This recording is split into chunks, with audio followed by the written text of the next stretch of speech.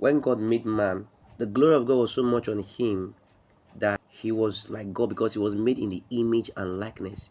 But in another dimension of God, man God, he was a man functioning in sovereignty, total independent. That was why everything he saw was finished. So he was not relying on God for his sustenance. To quote, don't get me wrong, God's Bible says God always come to fellowship with him. So in direct context, God was his supply. But indirect context is that everything was made available for him.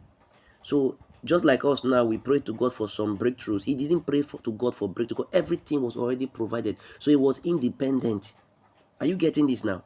So, but God needed to make a wonderful being because man was lonely. He was a man God, and he had some features that had to function. For example, his male organ. Number two, also his ability to feel warmth, companionship, to fellowship.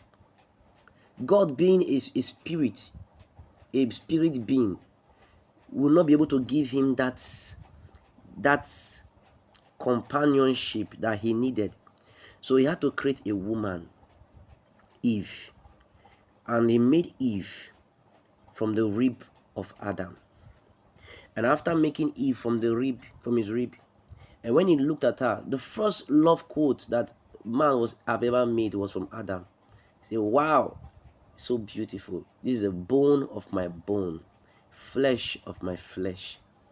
He said, "You shall be called woman." Woman was not actually the name that God gave to that gender. They're female. He made them male and female. Read Genesis chapter 1 and 2. But Adam gave her a pet name, woman. A loving name, woman. And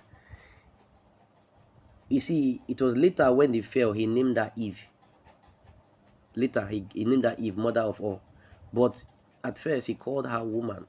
And he was excited. She fulfilled all his desire.